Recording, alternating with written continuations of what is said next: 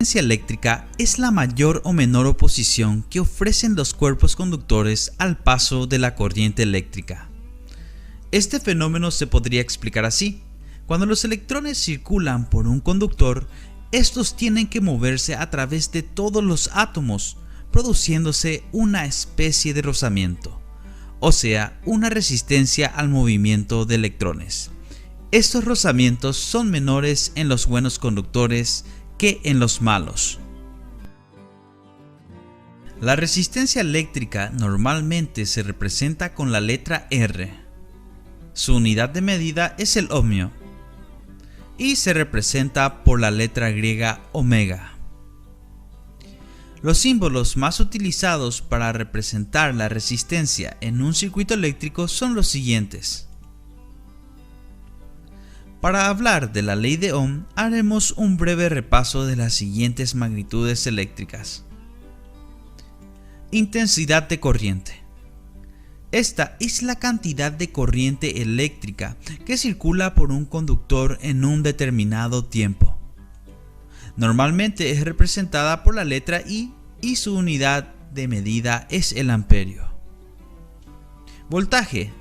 Es la presión que ejerce una fuente de energía eléctrica sobre los electrones para que se establezca la corriente eléctrica.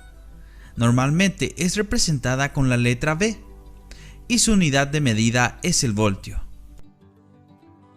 Bien, la ley de Ohm establece que en un circuito eléctrico a mayor voltaje en un resistor, mayor es la corriente, y a mayor resistencia para el mismo voltaje, menor es la corriente. En otras palabras, la corriente es proporcional al voltaje aplicado e inversamente proporcional a la resistencia. Esto quiere decir que la corriente eléctrica con la que contamos en nuestro circuito incrementará si el voltaje lo hace. Pero si para el mismo circuito la resistencia aumenta, la corriente decaerá. O sea, que a mayor resistencia, menor será la corriente. Como podemos ver, la resistencia cumple su papel de oponerse al paso de los electrones.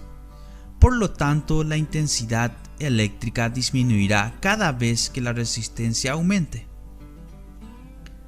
Las demás magnitudes presentes en nuestro circuito pueden ser calculadas si despejamos la fórmula establecida. Además, podemos obtenerlas mediante el famoso triángulo de Ohm, donde solo es necesario tapar con un dedo la magnitud que deseamos calcular. Por ejemplo, si deseamos calcular el voltaje que nos provee nuestra fuente eléctrica, taparemos la V, y de esta forma podremos ver que para obtenerla solo es cuestión de multiplicar la R de resistencia con la I de intensidad, ya que se encuentran una al lado de otra, como normalmente se representa una multiplicación. En caso que busquemos el valor de las demás magnitudes, haremos lo mismo. Por ejemplo, queremos calcular el valor de la resistencia. En ese caso, tapamos la R y podremos observar que para obtener su valor solo será necesario dividir el voltaje con la intensidad de nuestro circuito, ya que la V de voltaje se encuentra por encima de la I de intensidad. Y por último, para la intensidad de corriente, tapamos la I y podremos ver directamente la división entre el voltaje y la resistencia.